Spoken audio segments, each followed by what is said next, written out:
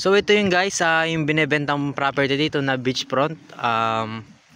Ito ay 500 minimum cut ng property. So pwedeng 1,000, pwedeng 2,000 at ang square meter naman ay 1,800 per square meter lang po. Ang presyo nito. Ang kagandahan naman nito ay sagot na ng ni owner lahat ng gasto sa papel, sa sukat, basta sa lahat po ng gastusin sa papel, sagot na po lahat ni owner yon. So ayan po, nakikita nyo po yan, sako po yan lahat hanggang doon po sa may bahayan na yun, doon po doon. So ang minimum nga po ng ito po ay per square meter po binibenta. So ito po ay low tide pa lang po ngayon, kaya medyo hindi po natin kita yung ganda niya. Ayan po, makikita nyo po yung buhangin. Ang ganda po ng dagat. Pwede po itong bakasyunan. Tulad ngayon po, mag-Christmas, mag-New Year, maganda po dito. Ayan po, ganda po ng ano. So ayan, makikita nyo po yan. Diyan po. Hanggang doon po ay binibenta po. Sa ngayon po, madumi pa po yung paligid itong property kasi hindi pa po tapos linisan. Pero ito po ay may sukat na, mayroon na pong latlan. Ayan po. Dito po tayo sa gitsa may ng dagat. Ngayon po ay pa high tide na po. Medyo malakas po ang hangin.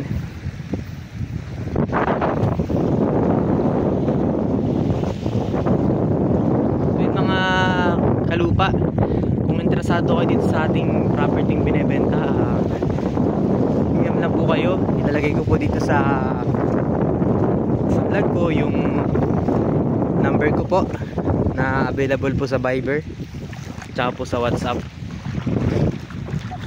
Sa Messenger naman po available din po siya. Ilalagay ko rin po dito yung name po ng Facebook ko para kung sakaling gusto nyo po mag PM sa akin, makikita nyo po. So ayan po, mula naman po sa labas ng kalsada sa highway po ay 400 meters lang po hanggang dito po sa at may gagawin pong daan po. Paano ito po gagawa ng daan pumunta po sa kalsada? Ayan, para po sa mga makakabili po na makakabili ng property po na beachfront. May nag-avail na po dito ng isang buyer po. Bumili na po siya ng 1,000 square meter po kasi mura nga po siya. Tapos sagot pa po ni owner yung mga gasto sa papel. Kuya, saan po gagawa ng ng daan? Doon po parte. Doon daw po mismo gagawin sa may dulo ng property. Pagpasok ng sasakyan na gagawin po siya ng right of way na pwedeng maging sementohin po yung papasok. So ayan po. So ngayon po, ito pa lang po yung nalilinis.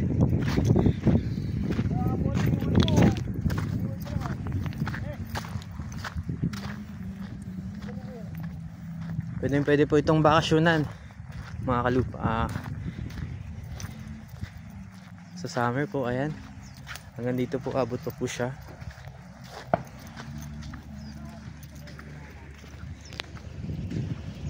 So ayan po, pwede pong pagtayuan ng bahay ng mga kubo po, para po sakali maisipan nyo po mag-stay po dito ay meron po kayong tutulugan or tutuluyan.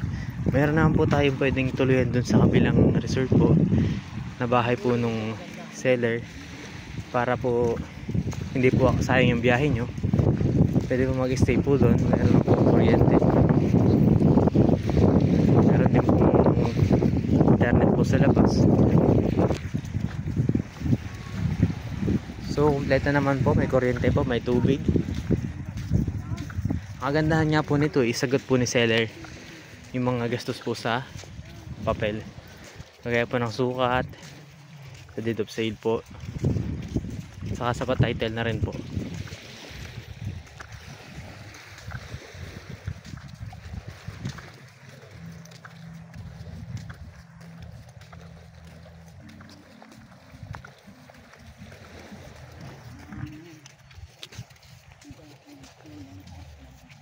Mga 30 minutes ano mula sa town proper.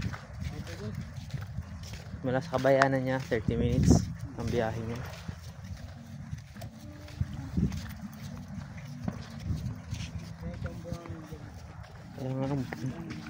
Ang ganda ng buhangin, ano po siya, pinong-pino po yung pagkabuhangin niya. Yan po, pinong-pino po talaga siya. Hindi po siya yung buhangin na masama. So ayan po, meron pong may sandbar po, papunta po dun. Pagka low tide po, makikita po pag low tide siya.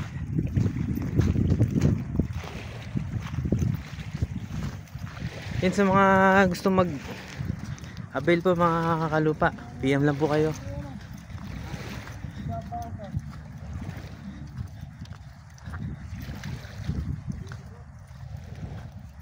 Buhangin po ang ating property dito. Ayun po, linis na po dito sa parte dito.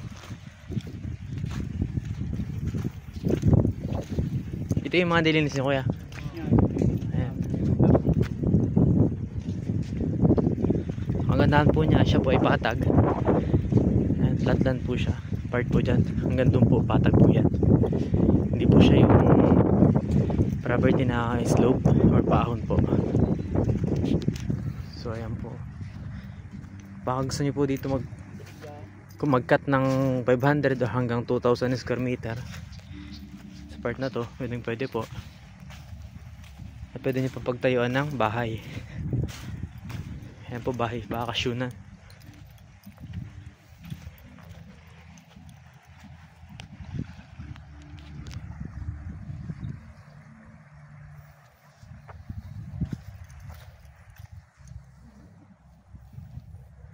Ayan mga kalupa, napakaganda.